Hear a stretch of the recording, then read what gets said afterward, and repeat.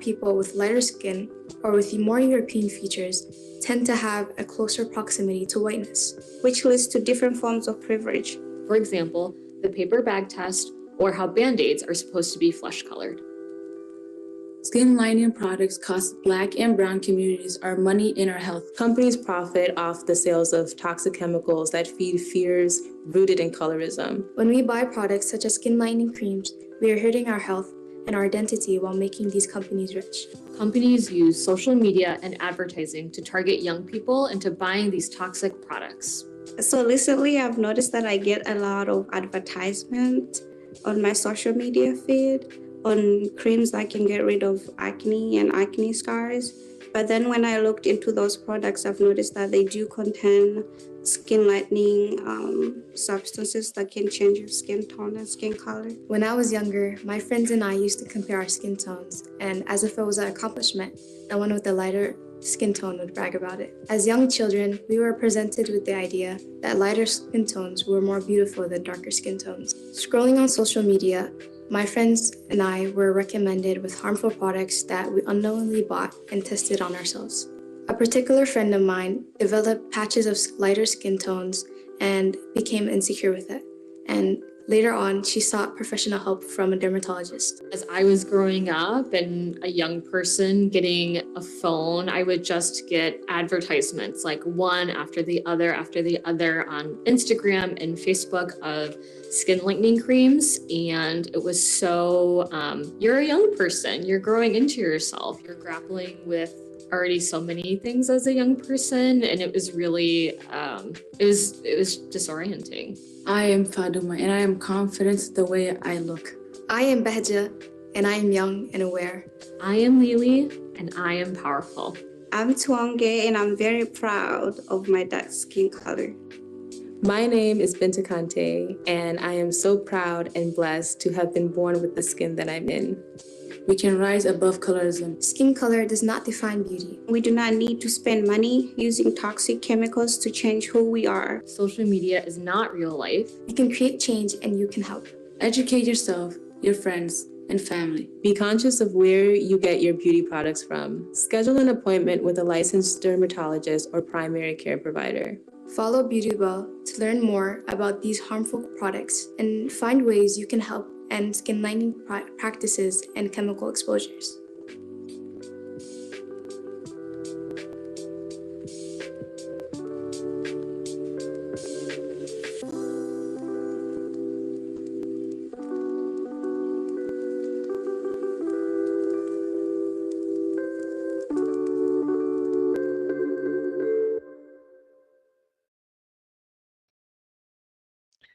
Excellencies, the delegates, dear colleagues, welcome to this event co-organized by the Minamata Convention on Mercury, the United Nations Environment Programme, and the Geneva Environment Network.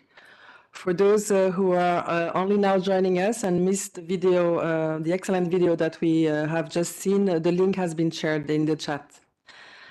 Ahead of International Women's Day that we are celebrating on 8th of March, this event will feature leading voices to highlight the need of addressing the underlying social cultural norms surrounding skin lightening products. It is also part of a series of events that was launched at the last meeting of the Conference of the Parties to the Minamata Convention in November 2023. That meeting also agreed, as you will hear soon, on more steps to phase out these dangerous products. Let me remind you that the documents presented, the summary, as well as the video of the event will be made available as usual on the webpage of the event. The transcript is available in 100 languages for who has joined us online, as indicated on this slide. And those who are joining us online are invited to post questions in the Q&A box. We will use them to feed the discussion after the presentations. To commemorate this event, I am joined by Richard Gutierrez, Program Management Officer at the Minamata Convention on Mercury, who has been leading on the preparation of this event. To formally welcome you and open this event, it is our pleasure to give now the floor to Ms. Brenda Kokuk, who is a Senior Coordination Officer at the Minamata Convention on Mercury, a position that she has started last month. But Ms. Kokuk is not new to this community. She has had various positions in the chemicals and pollution cluster here in Geneva. And the Bit Mercury family is lucky to have her on board. So with no further ado, Ms. Kokuk, you have the floor. Thank you very much, Diana, for those kind words, and hello to everyone participating. So the Minamata Convention Executive Secretary, Monica Stankovic, extends her appreciation to all of you who are here in person and all of you joining online. Monica is unable to join today due to conflicting commitments, so I will be delivering her opening remarks. And as Diana has already introduced me, I am Brenda Kokuk, the Senior Coordination Officer recently joining the Minamata Convention Secretariat. And I'm excited to be back with this community. So we have a very engaging set of panelists with us today, and I look forward to learning more from them about this important issue. In this introduction, I will provide some background information on Mercury and the Minamata Convention to start the conversation.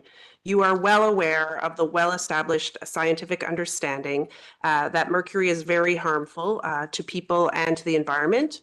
There are no safe levels of mercury exposure. Children and women of childbearing age, including pregnant women, are at highest risk when exposed to mercury, and such exposure should be prevented as an urgent matter. While the biggest source of mercury exposure to humans is eating mercury-contaminated seafood, there are also other exposure pathways, and today's session sheds light on the topic of cosmetics. Cosmetics containing mercury are a key example of how the use of mercury impacts people in their everyday lives. There are adverse health effects of the inorganic mercury contained in skin-lightening creams and in soaps. Such cosmetics are regulated by the Minamata Convention. This issue was prominently placed on the agenda of the 5th meeting of the Conference of the Parties, or the COP, which is the decision-making body of our convention. And this meeting was held in 2023. This initiative was led by the African region and resulted in the elimination of the 1 part per million threshold for mercury content in cosmetics. And thereby it made it explicit that no mercury can be added to cosmetics under the convention. So the COP sent a very strong message that the use of mercury and in fact any other hazardous substances in cosmetics is unacceptable and cannot be allowed to continue. The COP mandated our Secretariat to prepare a report on how the phase-out is being implemented, and our upcoming COP this year, from the 3rd to 7th of November in Geneva, will evaluate any further action that might be required to prevent the manufacture, import, and export of cosmetics containing mercury. The draft report will be posted on our convention website soon for further input. So despite having been banned in many countries and regulated by the convention, cosmetics with high amounts of mercury and other hazardous substances are often easily obtainable over the internet, but also in local shops in many countries around the world. And online marketplaces are now facing scrutiny. Recent news that Amazon will block sales of skin lightening creams containing mercury in response to a lawsuit under Proposition 65's Toxic Enforcement Act in California is a welcome step and shows the growing momentum to address the issue. Beyond the regulatory considerations, beauty standards promoted by media and marketing can reinforce bias that lighter skin tone is more desirable than darker skin tone, as we just saw in the video. Many people who are using toxic skin lightening products are not aware of associated health risks or are not in a privileged situation to be able to resist social pressures to be wanting to lighten their skin color. Any advertisement and marketing that has damaging content or unethical content must be addressed. So we have co-organized this event with Jen and UNEP to bring mercury and colorism discriminated based on skin tone in cosmetics. We would like to thank you as co-organizers, and I would also like to just conclude by thanking the panel and the organizations for working on this important topic, and as well thank you to all of you who are participating to this event. I hope this exchange will be very powerful to empower us all to make mercury history and to reject colorism and the forces that push it. Thank you. Thank you very much, Brenda. Thanks for the opening remarks and also for setting the table for this, as you said, powerful discussion that we're about to have. And let's just go straight into it. So let me pass the mic on to Deanna to introduce to us the first speaker for this event. Deanna? Thank you, Richard. Our first speaker is not unknown to the various environmental communities, is Mirinani Rai, who is also known as Tina Rai. She's the Director of Women for Biodiversity. Ms. Rai works on policy advocacy and research on intersection of gender equality, women and girls' rights, and environmental justice. She follows numerous environmental negotiations and has an important expertise on engaging in building synergies among different processes. So let's hear from Ms. Rai on the gender impact, social dilemmas, and the important work she runs to integrate gender perspectives into environmental policy and how this is relevant to the discussion that we are having today. Thank you, Diana. Can everybody hear me? Yes, we can. Perfect. Thank you to UNEP, the Minamata Convention, and Jen for this invitation to be part of this really interesting topic. And I do hope that this is also a learning experience for me.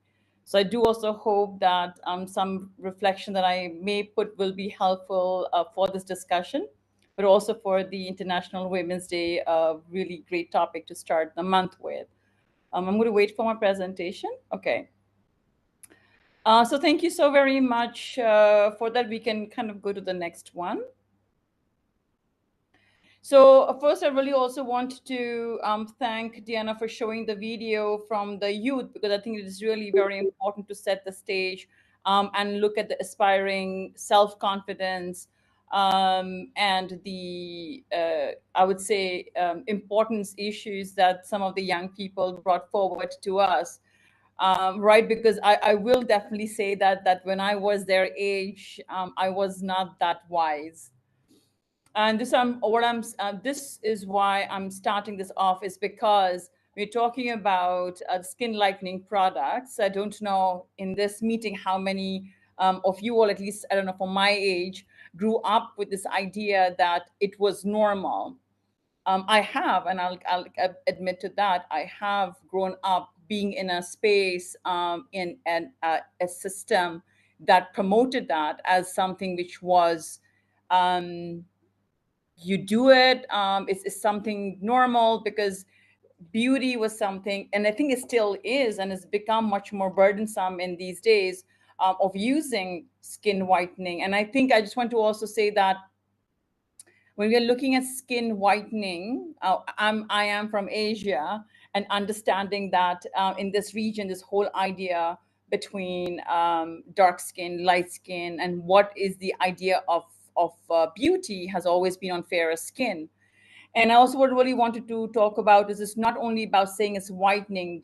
You talk about marketing, right? We see things of brightening creams, serums. You talked about soaps. You talked about correction and just uneven tone. So it's also got to do it's also gone beyond just the color, but also this whole idea between you need to have a regenerative skin, prolonging youth, and we are all in the bandwagon. And I think also to really understand that when we're talking about skin lightening products, once again, I don't know the other region, but say, for example, in Asia, it's not only women, it also really impacts men, so you also have advertisings, not only targeting women. I can go to the next slide, please. Got 6 minutes, so trying to wrap it up. So this is also like gendered marketing, right? So now where we talked about how skin lightening was talked about for women, now the market has also expanded where, you have an idea of how ABCD actors look like, or musicians look like, this fairer, cleaner tone of skin. And those are also men. So men are also increasing using these products. And also, which I think, once again, the youth also brought about, is a cultural and social pressure. Seeing them, that they are still struggling with that, is also something that needs more than just change of behavior, right? It's very deep rooted in cultures. And I still, unfortunately, may say that in many cultures, lighter skin is still, over my age, is still seen as something that is something that women should maintain. It's symbol of wealth, a symbol of where the status of you are, higher social standing, and also desirability. Like, you want to get married to a fairer looking a woman, or you want your daughter-in-law to be of a fairer skin, and it just basically, the thing kind of goes on. And also to state back, I think one of the, I won't go much on that. The youth also talked about the colorism part of that, right? Saying how can we trace back to colonialism? I am coming from India. It has a lasting impact. Where lighter skin, of course, is associated with the elite people, right? And also the psychological effects. And this again is talking about the whole social media. And I think right now the burden on the youth is a lot. Like, I have a 9-year-old daughter, and you can't keep them away from social media and what's happening, but you really can't shadow them. And where I think when I was growing up, maybe 13, 14, 15 was a time where you would get exposed to that. That generation is getting much younger, 8, 9, where they are exposed to what beauty standards are. And though there is this effort to kind of approach it in a much more holistic manner, it is quite challenging. Next slide, please.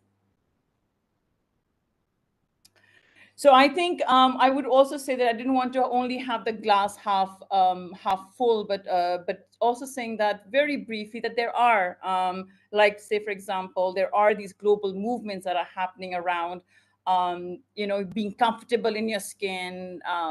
Have a lot of campaigns going around in different countries, including in India. You always have campaigns around, darker skin is still very good, but I think we're still a really long way to go.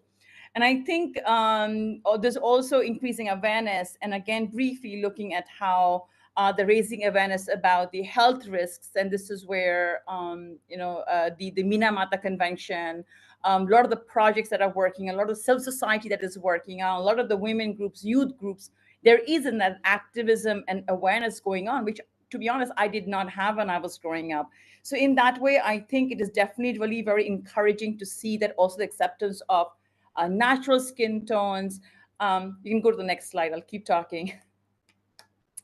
But I also want to really brought in about saying that this is still a pertaining challenge. And I'm saying this because if you hopefully, I don't know the data much, but saying that there is this research that also shows that regardless of all this, how do we really contain it? Because though we talk about the impacts of skin lightening products and the mercury in it, the market is still growing. There is an estimation that from $7 to $8 billion 1 or 2 years ago, that there is not a decrease of this demand for products, but rather an increase for those products.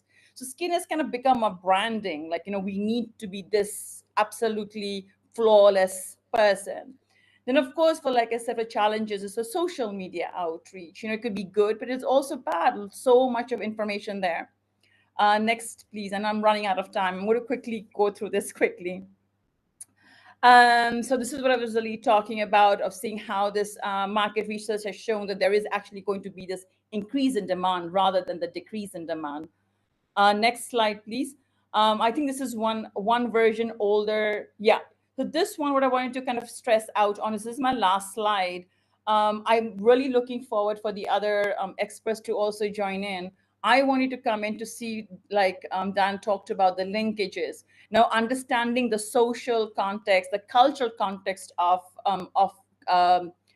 skin lightening products and the mercury at the and the Minamata Convention, I also really want to strike that policy is needed. There is a strong policy that we need to have these also embedded into policies. And that is where, like, for example, the CBD, the Convention on Biological Diversity, adopted the Kunming-Montreal Global Biodiversity Framework. So which also encompasses that pollution is not only on health, but it also combines on the ecosystem and biodiversity and human health. So we really need to also look at this larger context when we're talking also about pollution, which also includes mercury.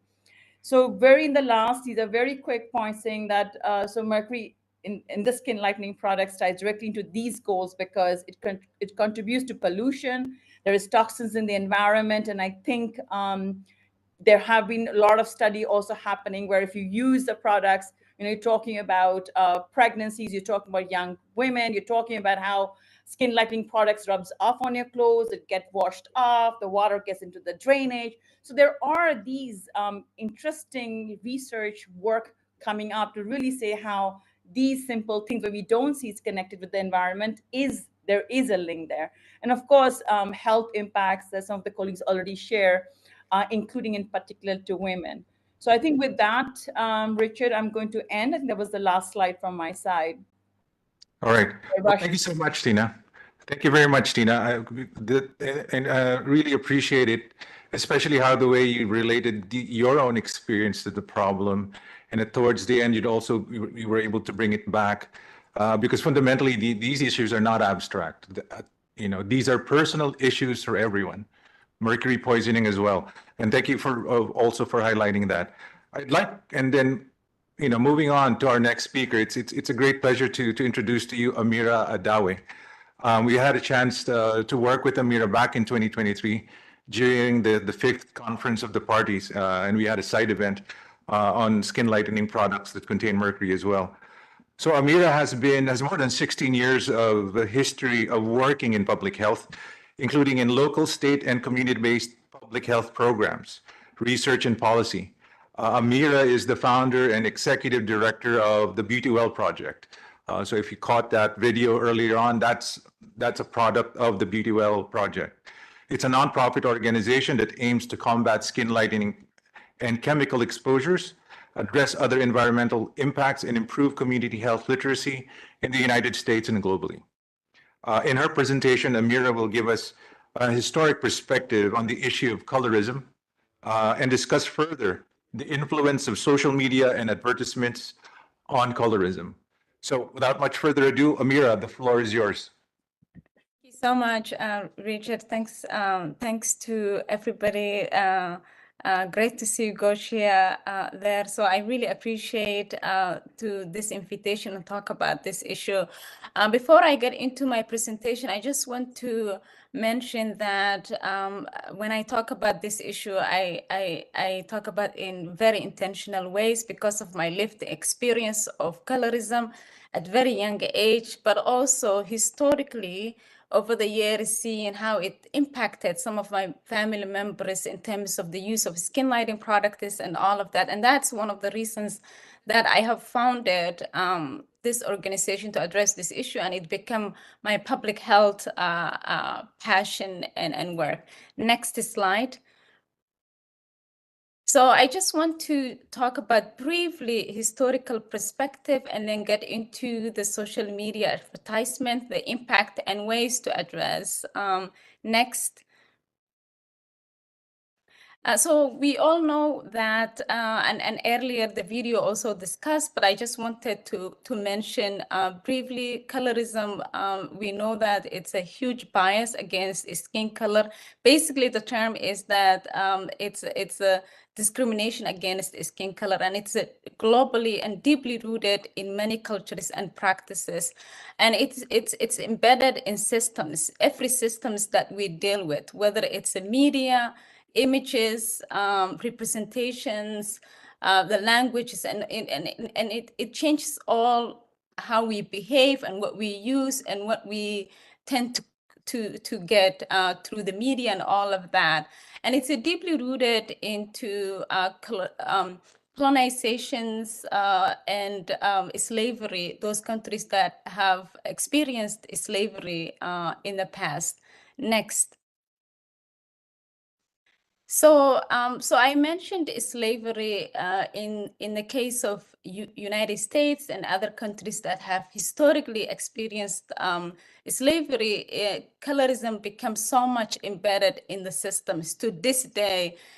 It happens indirectly, but during the slavery, light-skinned Blacks were most favorite compared to the darker skin Blacks. They were asked to do some labor jobs that were harmful to their health. compared to those lighter skins were getting into access education and employment. And so it historically became so much embedded to the point that we had the brown bag experiment, which earlier the youth talked about.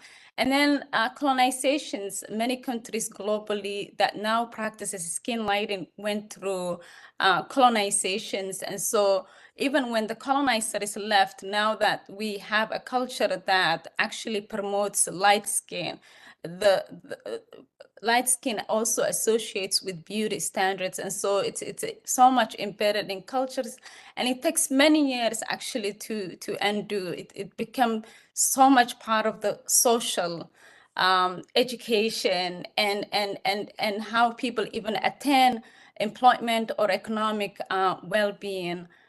Next. So in terms of social media, over the years, we have been working with many young girls through our Young Girls program in the US, but also in the last 3 years, we have been working with youth in Kenya and Somalia to actually learn about these changing behaviors, but also how is it impacting them. And social media was one of the biggest things that youth that we have engaged either in East Africa or the US actually talked about on a daily basis, how it's impacting their lives. And that actually leads them to not only use skin lighting products, but also other activities like trafficking related issues and other mental health problems. And so we do know that social media, it's a huge platform that reaches many people. And so many people use it to promote these products by way of short videos, tutorials, teaching actually how to even use these products.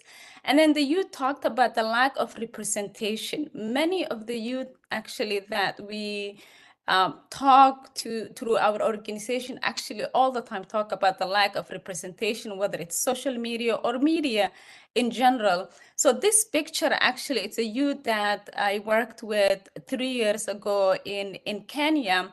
And they are artists. They were actually finishing their college. They wanted to go into modeling. They wanted to go into media. But one of the biggest fear that they had was the lack of representation. And based on their skin color, they might not be getting these kind of jobs. But still, they were passionate and wanted to study. So that's a fear that stays with many youth in terms of representation. When we talk about social media filtering, that's the biggest issue that we see and deal with the youth that we work with. Filtering, they don't even feel comfortable posting their pictures. They don't even feel comfortable posting their videos because of the fear that that somebody may see them differently if they don't filter their images. In the US, luckily, TikTok is banned in terms of product advertisement and things like that. But we see that a lot of people globally actually teach people how to mix skin lighting products, how to use, and youth are seeing this and normalizing this. And so it's a huge issue. So also, and when we also talk about representation on social media, youth have also shared with us several social media, especially Instagram, how it lags actually through the feeds what they see. Beautiful Black women, they said that it's so underrepresented. And so mostly what they see is that more lighter skin, even if they are Black or brown, they see more lighter shade than the darker shade. And so that also, it's a huge beauty standard problem that is promoted through social media. Next. So we know that entertainment, TV advertisement historically actually promoted a colorism where it promoted stereotypes against people of color in general, but particularly Black people, creating images that Black is not clean, black is not pure. And so that stayed historically to the point that a lot of people, they don't even see themselves doing journalism as relates to actually TV or all of that. So we know that marketing is a huge issue. Marketing companies, they tend to hire or select more lighter skinned people. And so you will see those who want to go into marketing or study marketing after they finish college. And this is what young people shared with us. It's so hard for them to find these jobs. And so these are some of the behaviorals, actually, sudden behaviorals and structural issues that actually making young people to use these products. And we know that Hollywood and all of that. So in general, TV and entertainment, it's one of the issues actually that promote colorism. Next. Amira, sorry to interrupt you, if you can kindly wrap up in 1 minute. Okay. Please. Thank So you. I just want briefly to say that, all of these impact is low self-esteem and how people see themselves and their skin color. Discrimination, we know that it enforces inequalities and harmful stereotypes, disparities in education, employment, and health, and impacts people in many ways, particularly young people. Next.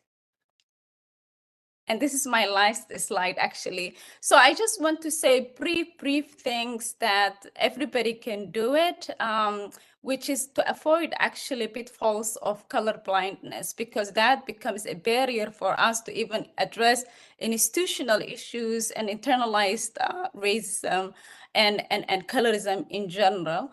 Talk about colorism in your professional learning settings, doing trainings and all of that. Talk with your friends and families, and so that we normalize and make sure that we're passing this knowledge to other people, understanding and recognizing our implicit biases, because we all have biases or stereotypes against other people. And so making sure that we check that, it's very important.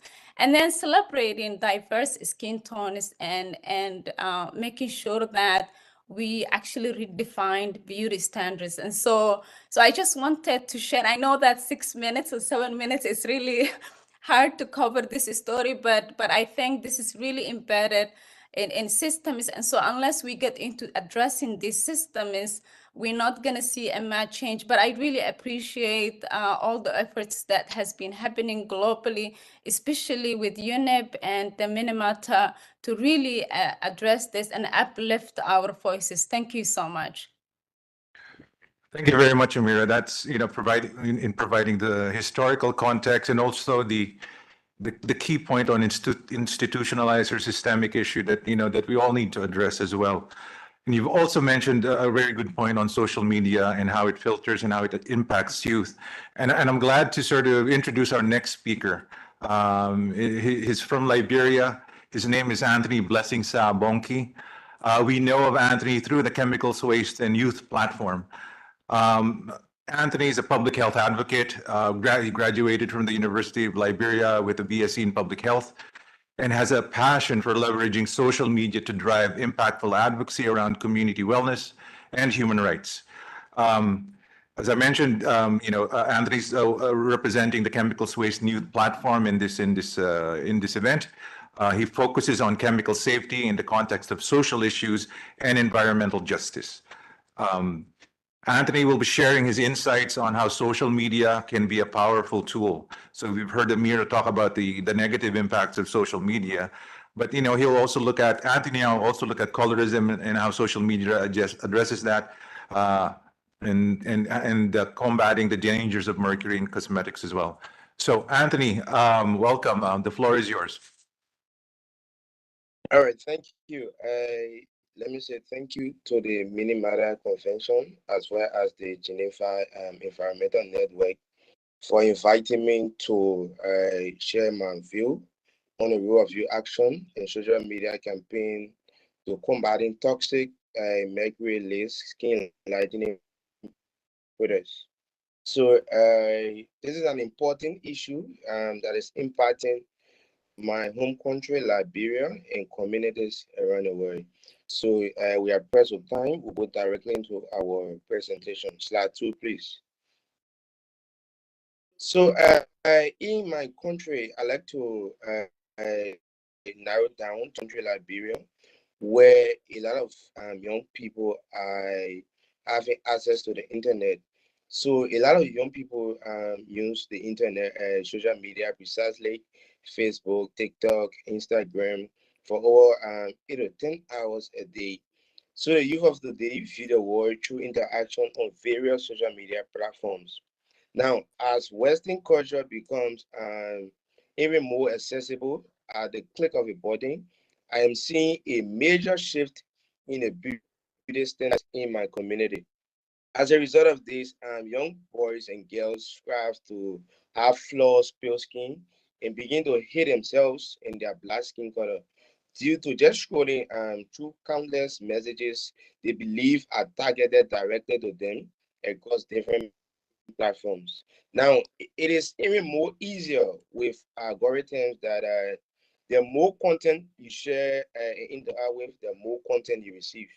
Now, in 2023, a report said that there were over 15 billion AI images generated in 1 year, and we are only beginning to see its impact on mental health and self-image of youth. And youth attempting to meet these impossible and imaginary standards are able to download photo editing apps to just digitally erase their melanin, even worse, or purchase toxic mercury creams to ensure that they achieve the effect of colorism in real life. Now, as a public health professional, I can say that this has become the equivalent of an epidemic. Slide 3, please. Thank you. Now, it's not to say that social media has no benefit, it only has harm on our youth. African organizations and organizations around the world, including my fellow panelists, you'll be hearing talk about in this webinar. I've been using social media in public education campaigning to teach self-love and shun the dangers of skin lightening products.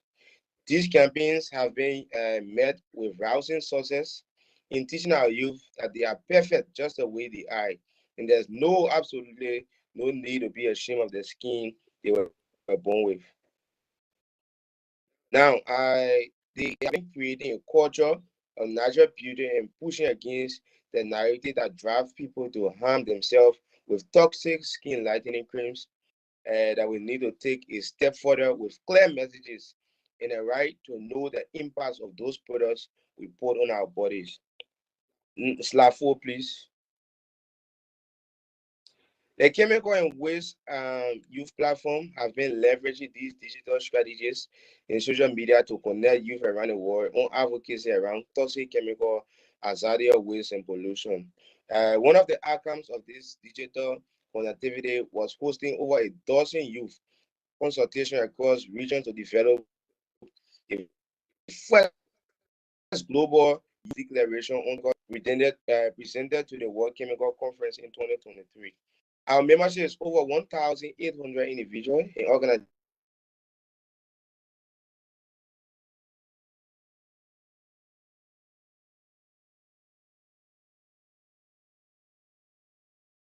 I think we lost Anthony. Is he back on? Okay. So let's see. If it's okay, let's move. We'll give an opportunity for Anthony to come back once his connection is better. But in the meantime, let me quickly introduce to you our next speaker. Her name is Gurni Bhattacharya. She currently is pursuing a double master's of arts and sociology in Bielefeld University in Germany, as well in the University of Bologna in Italy. She is a youth representative from India at the World Future Council. She works as a student research assistant, working on climate migration and eco-social justice and eco-social security at Bielefeld University.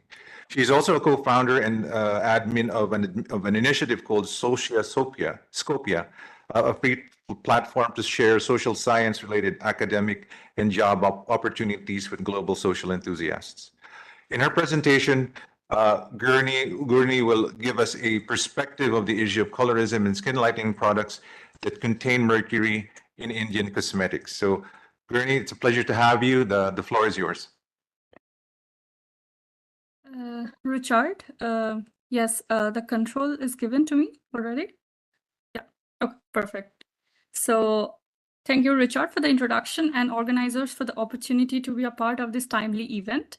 And greetings to all the on-site and virtual audience, as well as the co-panelists. My title for the presentation is Reimagining Colorism in Media and Mercury Use, the Two Harms in Indian Cosmetics, as mentioned. Yes, I would like to start my presentation by quoting Nelson Mandela. Nobody is born with an intent to hate a person because of his background or his religion, you know, and it is taught. And when it is taught, then they can be taught to love too, because this comes more naturally and the reimagination is required. And I believe in reimagining this world together. And that's the reason we are here. It is said, whoever controls the media controls the mind. Media is a big tool for knowledge production. So I grew up seeing adverts with skin tone light measuring sticks having no dark skin tone complexion. Face transition from darker to lighter complexion was a must, as you see in the left picture. And a company claimed if you are fair, then you are lovely, which received backlashes, later making renaming of the brand. They dropped the word fair, but it did little to the consumer demands. As you can see, like Fair and Lovely has renamed their brand after backlashes. And even after that, a popular brand sells a product in Nykaa termed as White Glow Day and Night Pack with skin whitening face wash in a combo pack. It endorses nothing but colorism rooted in colonialism and set beauty standards and stereotypes.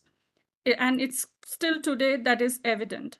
As you can see, when I highlighted about the consumer demands, I particularly bring up youth perspectives here. Just if you watch YouTube shorts and transition reels from darker skin tone to more lighter skin tone, it's most common.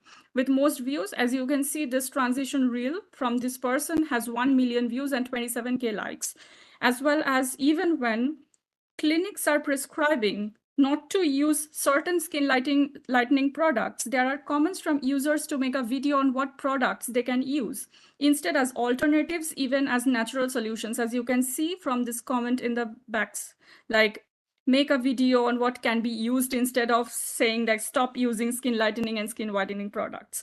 This shows the obsession for glass skin, which is very much prevalent nowadays in Korea.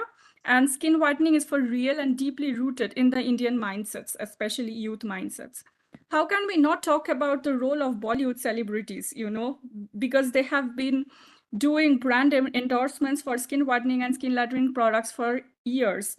And song lyrics like, oh, white girl, you stole my heart, according to Hindi Bollywood song like Chura ke dil mera goriya chali, there would be like millions of songs who are kind of promoting this kind of colorism. And India's obsession with skin whitening, skin lightening is kind of escalating always.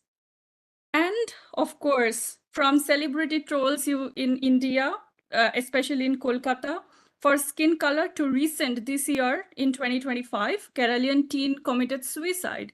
And also, if you see, it's very gross, but if you see the highlight that in school, the teen has been bullied so much for his skin color, he committed suicide. And it proves that black is everyone's favorite color until it comes to the skin, you know. And then what is the legal perspective from Indian actions? You know, India has a very stringent regulation. The Drug and Cosmetics Rule 2020 in India has banned manufacturing and import of cosmetics containing mercury compounds, despite recent cosmetics worth ₹7 lakh are seized in Kerala, violating the regulation thanks to Operation Soundarya. Operation Soundarya is a scheme in Kerala which kind of seized cosmetics worth ₹7 lakh, which contained mercury component in its skin lightening and skin whitening products, and that had been successfully seized. So this is actually a solution from a legal perspective. And so it highlights not everything is a very sad story, you know, there are practical solutions coming up. out of which we have to mention about the social media activism. Social media activism through online petition has significantly removed skin color selection option from a reputed matrimonial website. But the skin tone selection option definitely talks about the consumer's demands and obsession towards fair skin. Unfair Lovely, a book in Instagram, you can see it. There are social media influencers who are trying to nip colorism in the bud. So these are kind of activisms that are going on. Or alternatively, there are hashtag campaigns from a channel called Colorism Ends With Me, which allows individuals to take a pledge. Like you can have a poster and click a picture and upload it, and then you are joining the movement basically. And Dark is Beautiful campaign, which tries to know what Indians mean by beauty when they upload, which they upload in their Instagram content. Basically, you share your own perspectives. What do you mean by beauty? And then you upload it to them, and they will probably share the content in the Instagram. A celebrity cosmetic brand also keeps its tagline as it's K to be you, you know. And also there are also one recently cosmetic brand came into Shark Tank India and pitched their idea for investment that they are trying to endorse like more inclusivity in the brand, where you can go and upload your own unfiltered image of yourself into their Photoshop studio, virtual Photoshop studio. And then what you can do is like they will just provide tutorials based on identifying the perfect skin shade for you. So it promotes more diversity and more inclusivity. And nonetheless, I would like to end my presentation here just by saying to every individuals out there in India, Indian citizens, Indian youths, and global citizens, that beauty lies in the eyes of the beholder, as we all know. So it's important to be you, and the world will adjust. Thank you so much for the opportunity to be here and for the presentation. And thank you for listening.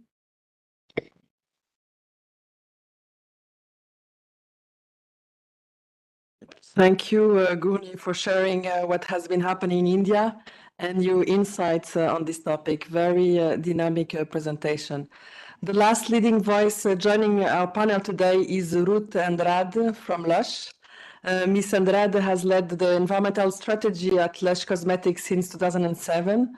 She's also a system activist who has set up projects, networks, and nonprofits in various countries supporting the shift to regenerative cultures. We have invited Lush to join us for another event in preparation of one of the sessions of the negotiations to establish a treaty to end plastic pollution.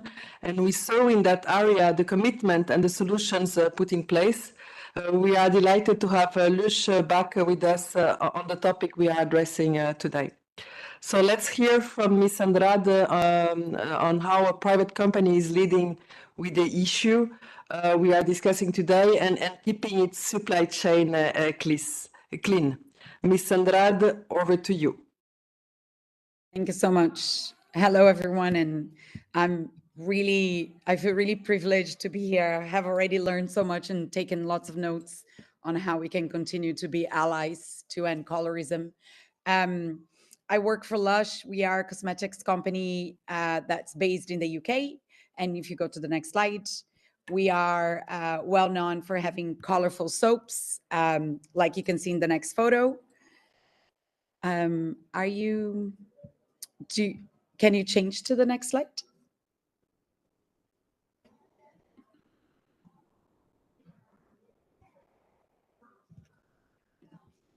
Is it okay? Okay, great. Yeah, you can see those big soap displays, and that's probably how you're going to recognize Lush in the high street if you go to the next slide. But we are from Poole in the UK. We actually started in a small group of friends started the brand in the UK. And if you go to the next slide, you can see that we're present all over the world now. We also manufacture in 6 main markets, and we have quite a few shops around the world. But if you go to the next slide, our purpose is to leave the world lusher than we found it, and that's to do with the environment, but also to do with people. And I want to start with the next slide with a story that the link between cosmetics use and human and ecosystem health is a really old story That is a photo of Queen Elizabeth, who used white lead and vinegar already as a strategy for having whiter skin. And that caused hair loss, death, and the contamination of ecosystems. And of course, that practice was exported through colonialism and the British Empire. So, we're changing the toxics, but we're still keeping the practice. So yeah, I'm really happy to see all the efforts in ending those two things. And I always say, as you can see as well, that I think the beauty industry is here to create beauty, not harm. And it's really important that we do some soul searching and some reflection on how can we stop creating so much harm and actually stop creating beauty, if that's what the industry is here to do. And at Lush, in the next slide, you can see we always use this quote of like, what's inside that counts. So how do we focus more on both what's inside our products in terms of ingredients, but also what's inside humans rather than, the way they look or the color of their skin. And next, we're very anti beauty stereotypes. We have a strong commitment to diversity, and I just took that out of our website yesterday. We never use words like wrinkle or cellulite or lightening. We make sure that we're really not designing products to change natural features of what humans should look like, but rather it's about supporting the skin's own healing abilities by creating products that are gentle on the skin, that may help soften or moisturize, but without selling ideals of beauty that we don't agree with. And then you can see also in the next slides, I also took this from our website. We really believe in making products for every need. So we are very keen on making products for different hair types and different skins. But we've also been championing representation, diversity, inclusion in the beauty industry. And we are aware of the impacts of colorism. But again, just from listening to the other panelists, I already made loads of notes of how can I sit with our marketing team and sit with the teams at Lush to make sure that we go even deeper in how we are showing up in relation to colorism. We've never sold skin lightening products. We'll never sell skin lightening products. We really want to celebrate beauty of all skin tones.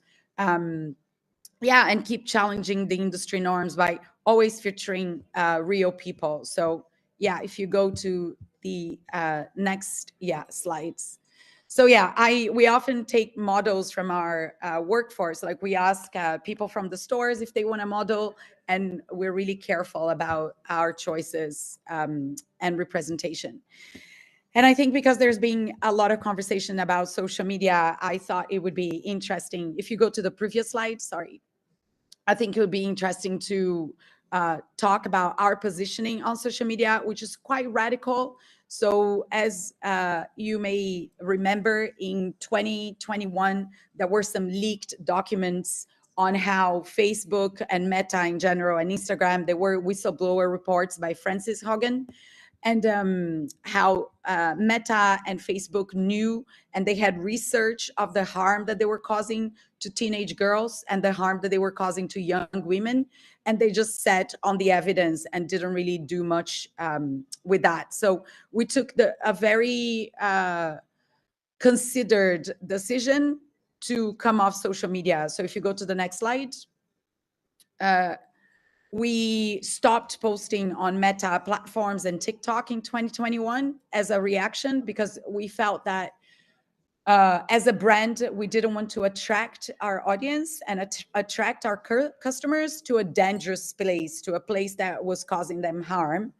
And we've done consistent campaigning against the algorithm and how algorithms are predatory.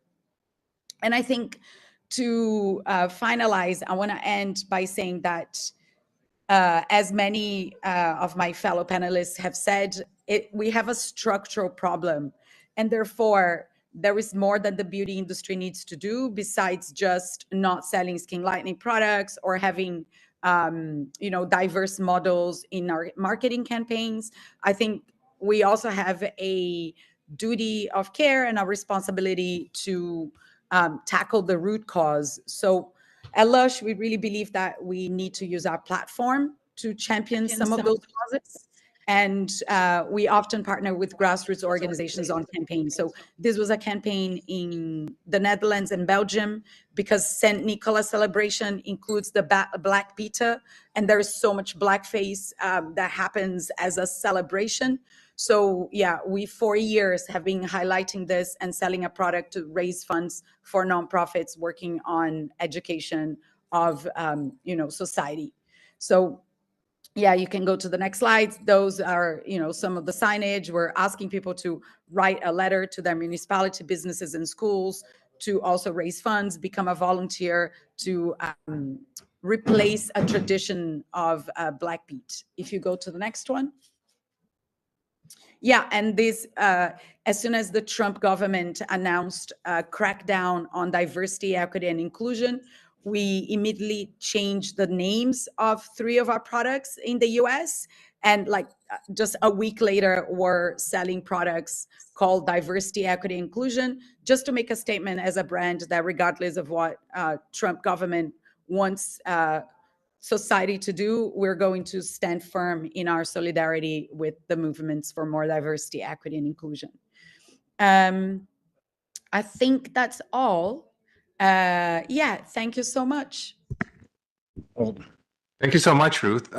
It's wonderful to hear voice from the private sector, especially the efforts Lush is taking. Very interestingly, on non-social media work, and also combating sort of the stereotypes. We're running a bit short in time. Let me quickly pass on to my colleague Diana, and then this is we are on the Q&A. So Diana, floor is yours. Thank you, Richard. One of the questions that came up is where can we find the presentations that were shared today? So they will be made available on the webpage of the event, and the link has been shared and will be shared again online in the chat. And there have been also some colleagues, people sharing their own experiences and some links. So thank you very much for that. I give you back the floor, Richard. Thanks so much, Diana. Okay, we got 2 minutes for very quick Q&A. So let me first pose a question to Amira. In Brenda's opening remarks, she mentioned about the sort of the case against Amazon. What are your views? Does this make an impact, or is this just all, it's just all focused on California? Do we see something more happening globally on this one? Thanks. Thank you so much, Richard, for that question. I think that's a great thing, and I think it will create more change and more impact globally, especially other online outlets to follow.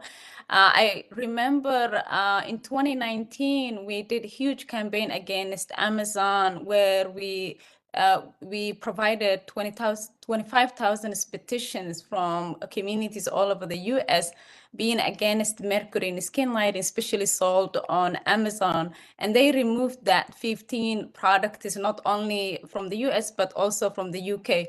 So I think this has been a really great success, and I think it will impact hugely globally, given that Amazon is a huge global entity, but also others will copy as well. Thanks, Amira. We got another question, and welcome back, Anthony. And this is actually good timing. Considering this question is for you. Considering the context of Liberia, how can social media be used to end colorism? If you can quickly sort of respond to that. Thanks, Anthony. All right, thank you. Let me apologize. I had some internet difficulties, so I had to drop a webinar. However, I'm back. So, the case of Liberia, a lot of young people use the internet to interact on a daily basis.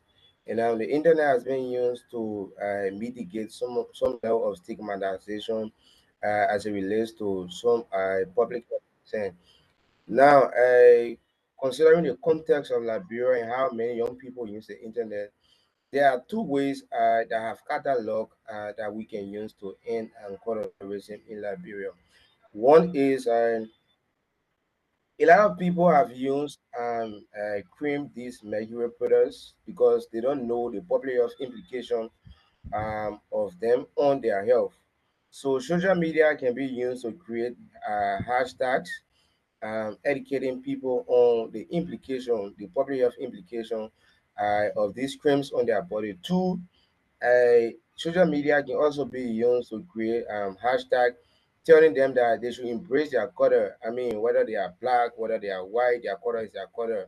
They should embrace the color that they were born with. So these are two main highlights that I've cataloged that can be used on social media to end colorism, especially in Liberia. Thanks so much, Anthony, for explaining that very succinctly. And I think, and I hope all of the viewers here, and also the listeners, and also the folks here, we're on time. We're exactly at 2 p.m. So we have one more question, and then which is, where can we find information about the environment and the skin lightening products? And I think this is also a good segue to introduce to you our final speaker in some sense. She's the UNEP Program Management Officer for the Chemicals and Health Branch, and she's the Global Coordinator of the Global Mercury Partnership. Malgorzata Stilo, or Gosha as we fondly call her, can provide you the information on where to find that study. So without much further ado, Gosha, the floor is yours. Thank you very much, Richard. And maybe just first responding to the message, I believe we have pasted a link in the chat for the participants that are joining online. This is a UNEP website dedicated to the issue, to eliminating mercury-containing skin lightening. And you can find there a lot of information as linking the impacts of mercury in skin lightening to the public health and as well to the environment. And just in my closing remarks, again, I would like to thank all the panelists for sharing their stories, experiences, and as well highlighting a way forward and a hope in this discussion. Building on your and other stakeholder work, UNEP and the Minamata Convention are at the front of this powerful movement, tackling mercury pollution, not only as an environmental risk, but as well linking it to the human rights and the public health aspects. And as Brenda stated in her opening remarks, we are now under zero mercury policy tolerance when it comes to cosmetics, as the Conference of the Parties of the Minamata Convention took that historic step in 2003. And what we do at UNEP to make this momentum going, UNEP is working through the Global Environment Facility funded project to eliminate mercury skin lightening product. And it's partnering with Gabon, with government of Gabon, Sri Lanka, and Jamaica to eliminate this toxic product and as well end the practice that is linked to use of the skin lightening product. And through this pilot initiative in 3 countries, one of the participating country, Gabon, is actually a nation at the front of fights against the toxic skin lightening product. Earlier this year, Gabon launched the Libreville Commitment. It's a bold regional agreement to eliminate mercury-containing cosmetic across Africa. This momentum has driven the development of a full-size project targeting 13 countries in Africa, an additional one in Asia and Latin and American and Caribbean region to tackle this issue further on a global scale. The project will take a holistic, multi-phase approach to address the full life cycle of skin lightening product from production to trade, sales, demand and safe disposal for both formal and informal cottage production, as well as in physical and online markets. And this approach will also integrate behavioral and regulatory and enforcement intervention to make sure that no mercury-containing cosmetics are present and available. And this event and other initiatives is more than a fight against toxic chemicals, particularly mercury. It's a fight for our health, for diversity, inclusion, social equity, by eradicating mercury in skin lightening product. We are not only protecting lives, but also dismantling harmful beauty standards and advancing true equity. And I will stop here. I just also would like to echo and thank you, the co-organizers, the Secretariat of the Minamata Convention and the Geneva Environment Network. Thank you very much for listening. And I turn back to Diana. Thank you very much, Ms. Stilo. Just a few words to thank you all those who have joined us today, but of course also our panelists. I'm waiting to have the slide on screen so that I don't miss anybody. Mililani, who will be joining us in Geneva next week, Amira, Antoni, Goni, Ruth, and of course my colleagues here who have been co-organizing this event. As mentioned at the beginning of this event, you will find the slides and the video of this event on the webpage of the event, and the link has been shared many times in the chat. In case you want to encourage others to join, we will list there also some of the resources that have been shared by our attendees today in the chat. I would also like to flag a few upcoming events. Of course, within this series, we will have events at the Minamata, the meeting of the Conference of the Parties to the Minamata Convention, and maybe even earlier than that. But just flagging for those who are in Geneva, not only Geneva, because many of these events you can join online, that we are having a series of interesting events for who addresses pollution in the margins of the Human Rights Council. We have an event looking at ocean pollution. We are preparing also the Basel, Rotterdam, and Stockholm Convention, the Conference of the Parties, with a lot of sessions. There's Zero Waste Day happening at the end of this month, which thematic is around fashion, so also very interesting for this community. The plastics negotiation is coming. The next session of negotiation is coming to Geneva this summer in August, so we are also very active there on how observers can be part of the conversation. So we look forward to welcome you also at these events. So with that, thank you very much and see you soon online or in Geneva. Thank you.